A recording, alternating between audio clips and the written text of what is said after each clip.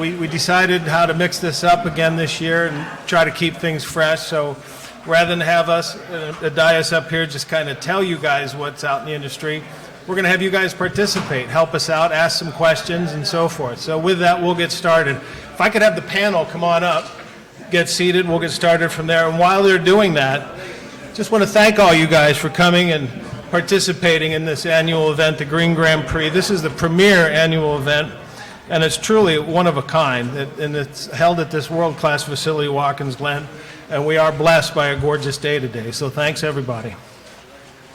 As always, a special thanks goes out to our sponsors, Upstate New York Toyota Dealers Association, SCCA Glen Region and Finger Lakes Region of the SCCA, of course Watkins Glen International, and this year we're very pleased to announce the addition of the Williams Auto Group to our family here, welcoming everybody to the to our Green Grand Prix.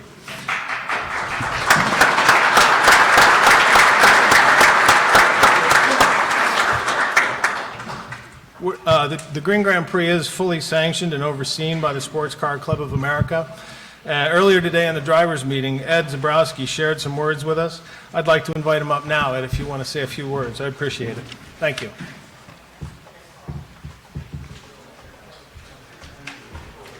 Thank you. Hi, everybody. Once again, I hope you're having a great day.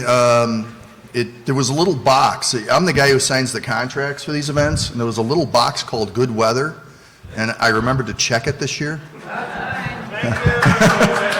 So, it costs a little more, but no, the weather's been great. The one thing I wanted to just mention very quickly is Sports Car Club of America is the largest amateur motorsports group in the country. And we put on thousands and thousands of events, and I just wanted to update everybody very quickly. We would love to have you come to our events and participate, work, spectate, etc. We started off here at Watkins Glen the first weekend in June with our Hoosier Super Tour. That is a spectator event. It's our largest event of the year, and that is the race that goes back to 1948. It's the never-ending race that started this place. We'll have approximately, on average, about 300 race teams, so it's a big event. Then in July 4th weekend, we go on to our July sprints here at Watkins Glen, and that's a divisional level race, a little smaller on attendance, but once again, we would love to have you come work the event, see what SCCA club racing is like. And then in September, mid-September, we have what we call the fun one. We've had for years. The Finger Lakes region sanctions that one. And it's the one time a year that we race both courses on the same weekend. So Saturday we will race the long course, and Sunday we'll race the short course, which is very challenging speaking as a driver. Personally, I like the short course. I have nothing against it. It's blindingly fast compared to the long course. We also have, if you're interested in autocross or rallycross for that matter, please go to either the Glen Region's website or Finger Lakes or Central New York's website. Very easy to Google us. I won't bother you with URLs. And look at our schedules. I know, speaking for the regions, that we all have our autocross schedules already set and working on the other events as well. And then finally, when's STPR? September 15th, 16th is STPR, the pro rally that Finger Lakes runs down in Pennsylvania. A very, very fun event. So if you want to see the real deal of pro rally, check that out on the Finger Lakes Region's website. So thank you.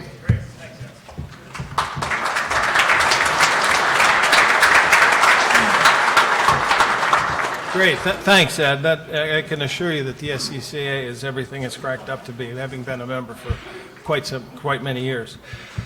So again, today we're going to mix this up a little bit. We need participation from you guys, but before we get started, there's kind of a point here. Just a quick question, a show of hands. How many students are in the room? All right, great. Now, another show of hands. Who's currently employed in the EV or related markets? Let's see that show of hands. All right. So anyone who's looking to the future, which is the students out here, these guys are what make it happen in the EV market.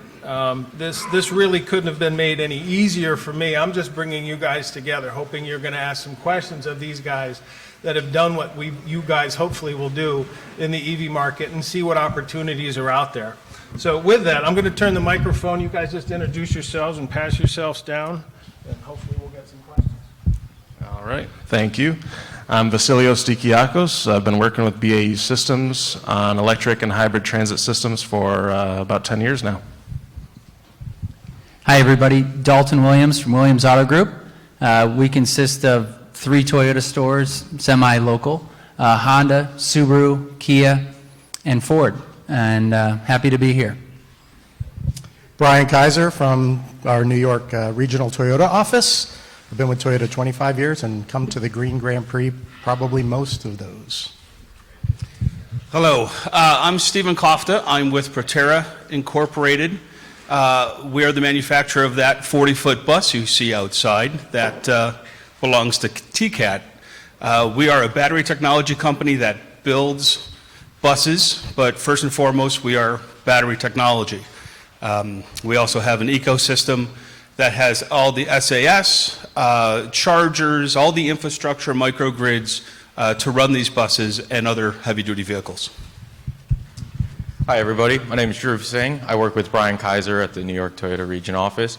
I'm a vehicle product training specialist and pretty similar age to most of the students here. I just started with the company last year, so I kind of get what you guys are going through. So any questions you have, please let me know.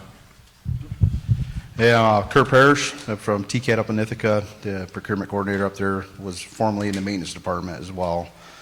So worked a lot with the mechanics, especially with the training with the EV buses, mostly with diesel though. But Great, thanks, guys. I'll open it up to any questions. Do we have any questions?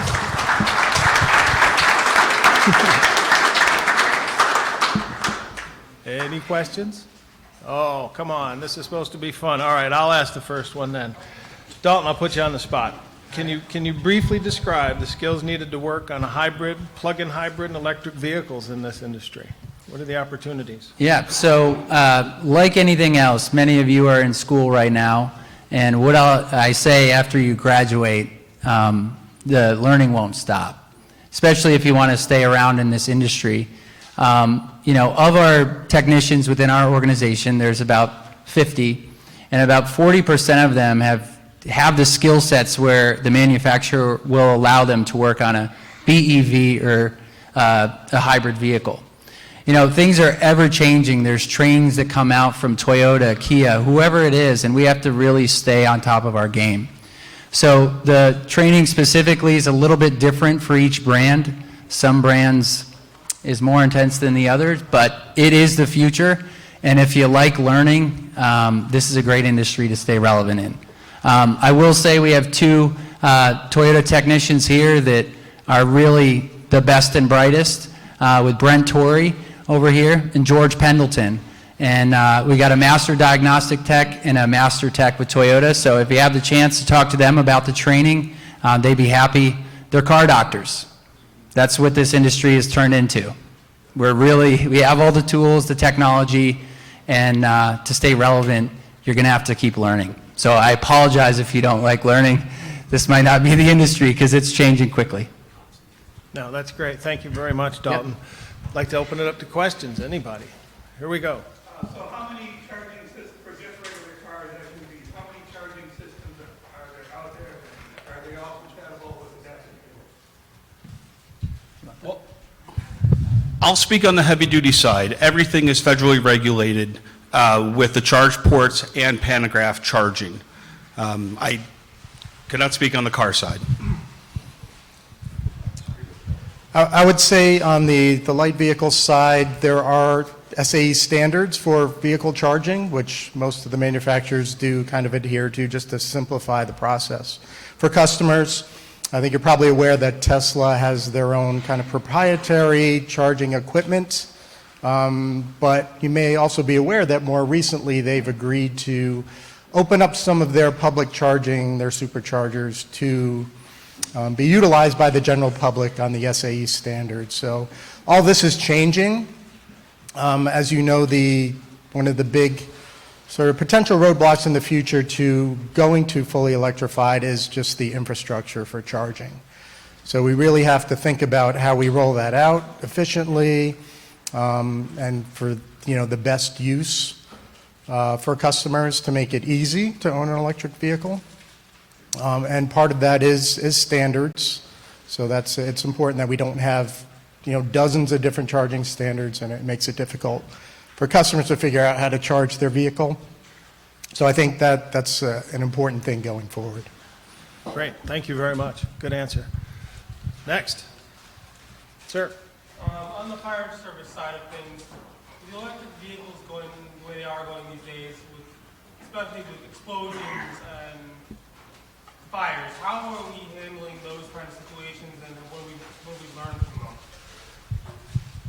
All right. So at Proterra, we're a battery manufacturer first and foremost, and there are many different battery architectures out there. We use a cylindrical cell. We have something called passive propagation resistance, which actually will shut that cell down individually. They're also in a case, so therefore what we're trying to do is prevent thermal runaway. So that cell will pop, right? That fuse will pop. It won't have thermal runaway. It won't affect the other cells in that block. There's solid state cells, there's prismatic pouch cells, a whole lot of different architecture. And so you need to know how your battery's built. Everyone's different. That's a lot of energy in there, so if it is affected, you're just going to have to let it burn. But we are taking every precaution, every step possible, from creating the cell, building the cell, packaging the cell, and how we install the cell. I can't speak to the battery technology as eloquently, but even from the Toyota side, we do have some, associates and field technical specialists who were on the fire side of things. They were volunteer firefighters, and they actually ran a program with some Jersey fire departments where they invited them all to a dealership, and they actually walked them through the shutdown procedures for, battery electric vehicles, how to do the safety disconnects, what are the safe, cutting points on the vehicle, how to actually extract somebody from the vehicle if there is a fire on the electric vehicle. So even past that point of technology, we're also trying to look, further down the road. If there are issues on the side of the road, people need to be educated, right? And that's what most of this comes down to, is education. So even past, just you guys as technicians or anybody, we're trying to move past and get more education out there too. Fantastic. Hope that answers your question. Next.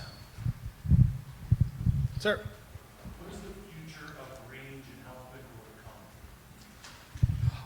I have the mic, so I'm going to answer that really quick. On that bus outside, I have 440 kilowatts. TCAT's running about 180 miles a day on that, with about 25% left over. I have a six-pack bus, 40-foot bus. We're up to 738 kilowatts of energy. With the efficiencies of heat pumps, our new drivetrain, we're seeing ranges of over 300 miles. And that's on buses, right? That's on a heavy-duty bus. Technology. Yep.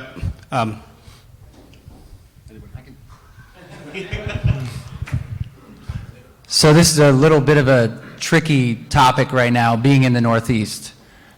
We do see quite a bit of lack of mileage in the winter, especially when we reach really cold temperatures.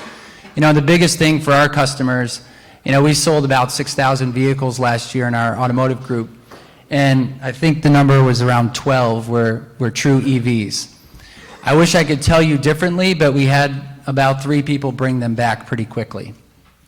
And the main reason, they bought them in the winter, and they just weren't getting the advertised mileage. So listen, like anything else, things are going to improve, things are going to get better. I think about a flat panel TV. When I was little, I heard it was $75,000, and I was like, oh my gosh. Well, now you can get them for $300 or $400 for the same size. So we're going to see this whole thing unfold over our lives and watch it get better. And believe me, the car manufacturers are trying to get better at this. They're all laser focused. But good things come in time, but it's really a collaborative event across the world to figure this out pretty quickly. Great, thanks, guys. Next question. Sir? Has anybody heard of Weaving State University? They're out of Utah, and I've seen them on YouTube. I have a Ford Mustang Mach-E GT, and I've watched him take the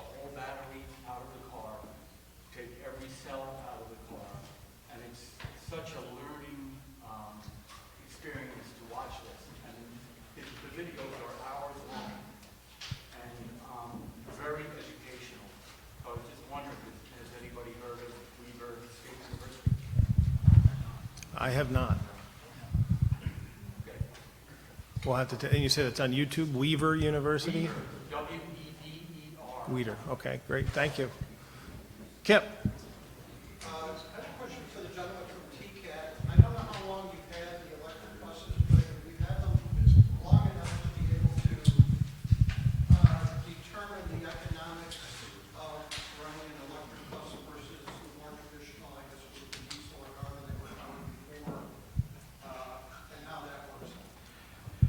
Yeah, our data group has figured out like the miles per gallon, the miles per gallon, the differences. We've data collect as much as we can to try to get the information back. I think we work with Proterra when it comes to what we've, the stats that we've gotten. But I think with our diesel buses, I mean, we average about 4 miles to a gallon, give or take, for daily. Whereas I think with the Proterra buses in particular, we're getting 15 to 16, almost triple, if not more. So it also depends on the driver. A lot of it, I mean, it makes a huge difference with the stop and go, especially if you're flat footing it off from it, you're going to waste the batteries more, you're going to get less mileage out of them. It's really, a lot of it deals with training, which is something that they helped us with between driver training and mechanic training to teach the drivers the best way to drive it. But then again, it just depends on when they're out on the road. I mean, it's hard not to just flat foot it and go. Especially them, those buses want to go. When you're used to driving a diesel that doesn't want to get out of its own way sometimes. So. Great, thank you. And the fact that it's a small scale, Yes. doesn't have anything to do with, don't go anywhere without being able to No, that's a big thing with the training too, because these have the regenerative braking on them.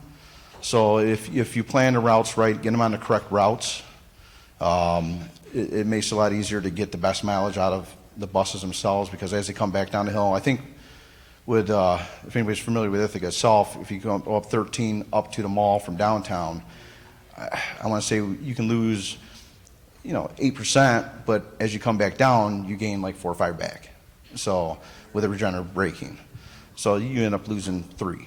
So which isn't bad, especially for an all-day event. But, if you're not doing it right, you might only gain 1 or 2% back. So it's really, you gotta focus on your driving when it comes to that. Do you ultimately foresee going totally electric? What was that? Will you ultimately go all electric? So we have 7, we have a fleet of 54 buses with 2 small buses right now, 15 passenger buses for on-demand stuff. 7 of them are Proterra, fully electric. We have six more fully electric with the 6-pack ones coming in next year. And we also have 7 more 15 to 7 passenger small van buses coming in for on-demand work as well. And they're fully electric. I want to say, looking like they're all Ford 40, I think, or 450s. What's that? Yeah, the E-Lightning, but they're based off a Ford platform. So they're, going to help us with getting some of the rural areas and getting stuff into the main trunk line so we can better plan our routes with these buses better. So. Thank you. I have a follow-up question, but how are you guys dealing with the cold weather in the buses and the batteries?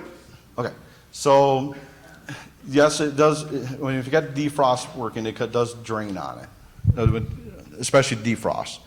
The buses we have now, we have Wabastic heaters on them. As the first order we had, so we weren't sure how the batteries would last. So they do have a diesel, per se, heater on it. The new ones with the extra batteries, and from the knowledge we gained from this first set, we got rid of that Wabastic heater, and the new heating system and are the fuel or the heat pump systems, which should be better, energy consumption. So we should be able to get more out of it, because your most runs that we do are I want to say like a 3 to 4.5 hour block before the either driver gets changed or the bus gets swapped out. So it gives us time to kind of plan the buses. Sir.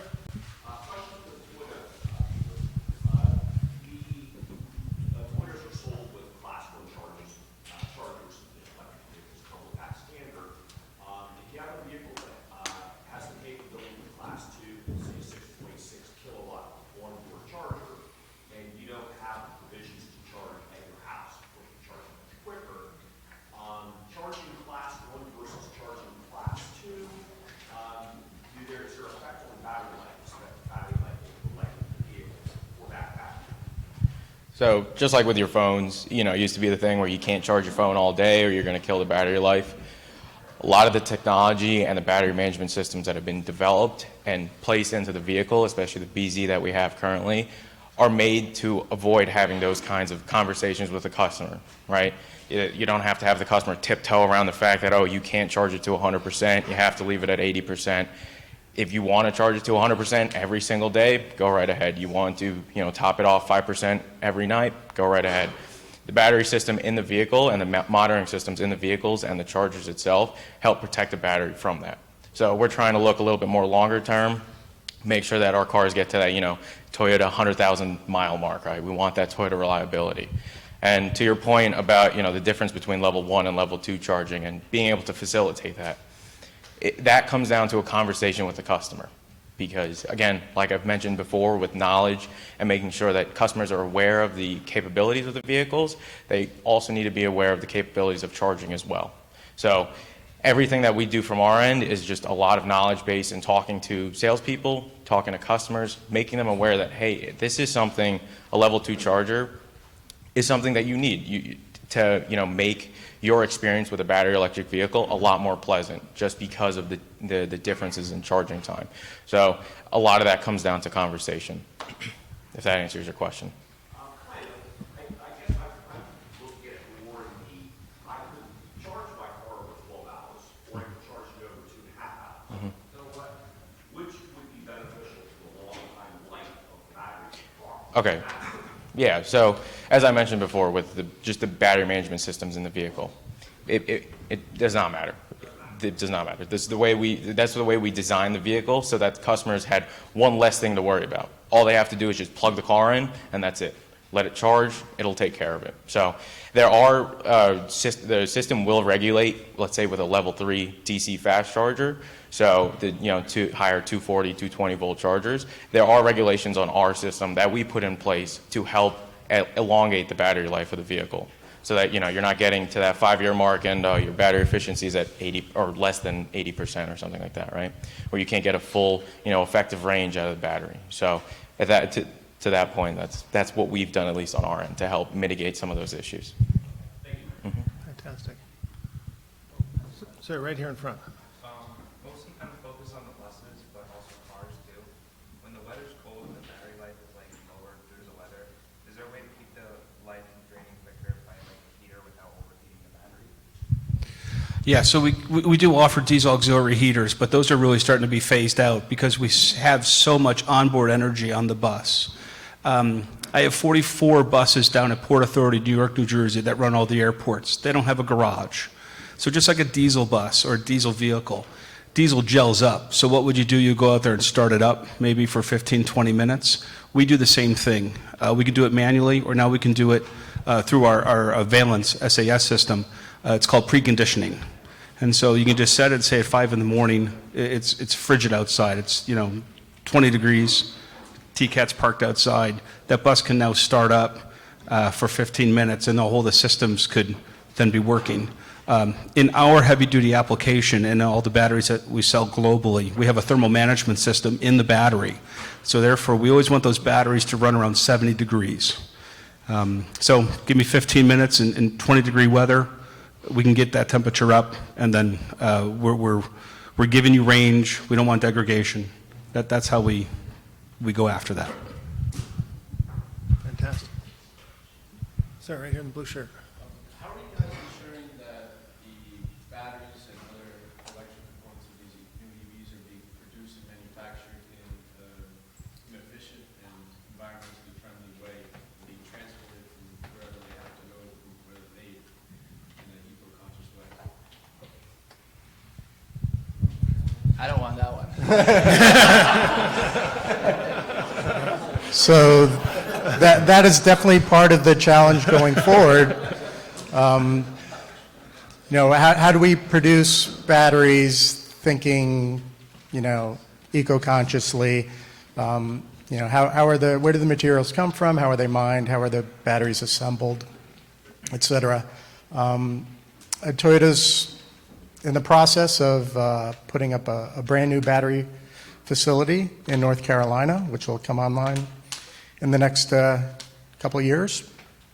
And part of our strategy going forward, it's called Beyond Zero, and it encompasses not only emissions from vehicles, but emissions from the manufacturing process. So it's a holistic approach to producing vehicles that starts from where the components come from, and then how they're finally assembled into a finished product that is sold to a retail customer, and then how does that vehicle perform over time, over the lifespan of the ownership, and then even into the recycling phase. So all those things are on top of mind going forward, and really going forward, reducing the amount of carbon that gets put into the atmosphere is the main goal for everyone. And how we do it most efficiently, as quickly as possible, with the limitations of the current technology is really the challenge going forward. So Toyota's attacking it on many different fronts, from, again, manufacturing to design, engineering, the batteries and the systems themselves, and even thinking about how do we leverage the current technology, whether it's hybrids, plug-in hybrids, hydrogen, other alternative fuels, even potentially using new fuels in existing combustion engines, but in a much cleaner way. So again, all of that is part of a global strategy for Toyota, and you'll see it in our products, but behind the scenes, the stuff you won't see will also greatly affect the amount of emissions going into the atmosphere. Excellent, thank you. All the way in the back, please. What's Toyota's process for recycling these batteries when they go bad or have a malfunction? Yeah, so there is a process for recycling batteries that we've had for decades now, starting with that original Prius. So when we can recover batteries, they are recycled in some cases. In a lot of cases, they're actually repurposed, because even though they may not have the proper function for automotive, they can be put into other uses for energy storage, or operate electrical systems in remote locations. So I know there's one example of facilities in one of the national parks, I think it's Yosemite, where they take used Prius batteries and use those to operate electrical systems in those buildings. And so we think about not only just recycling the material, but reusing batteries as well. All right, well, to keep things on schedule, and I hate to shut this down, but we're going to have one more question, and then we'll keep the day going. So, sir. Yes, what do you see as the future of motorsport with emerging drivetrain technology? I love auto racing as well, and I would love to see that small little 3-cylinder turbo in every single car. But I mean, we already see it in IMSA, LMPA cars, Formula One. Even with our product too, if you notice, some of the crowns that we have a badge on it called Max. So a lot of the steps we're taking in the future is to provide that balance between performance and efficiency. And even with Autosports, we're going to start seeing that more. I mean, there's already bolt-on kits for Miatas or whatever, right? I can only imagine as the technology becomes a lot more available, a lot more understandable by students going to school, learning how the systems work, and actually starting to advance it and getting it one step better, year by year, whatever it may be. There's 100% going to be so many more advancements, and even on our end too, for more consumer-based products too. I mean, a lot of our powertrains now, it sucks. Some people don't like seeing the four-cylinder turbos becoming a lot more prominent. But even with those systems, they are becoming a lot more powerful. You're seeing 300 horsepower, maybe on some of our vehicles you see 600 foot-pounds of torque. So there are, it sucks to see the V8s kind of fade away a little bit more, but I do still think with performance and, racing and anything like that, there's a very, very bright future for that too. That's great. Thank you very much. And again, thank you guys very much for participating in this year's Green Grand Prix. Again, this is our 18th year we've been doing it. And none of it wouldn't be possible without that gentleman right there, Bob Gillespie. He always hates when I point it out.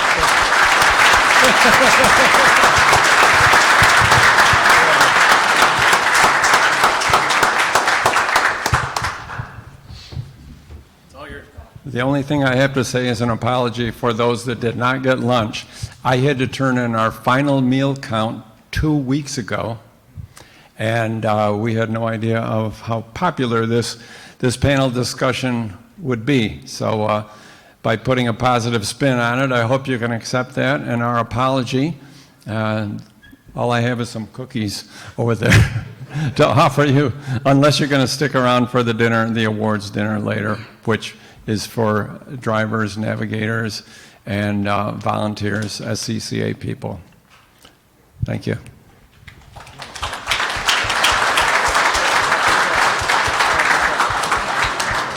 Yeah, again, thanks everybody. We really appreciate it. Let's go back out, enjoy the afternoon.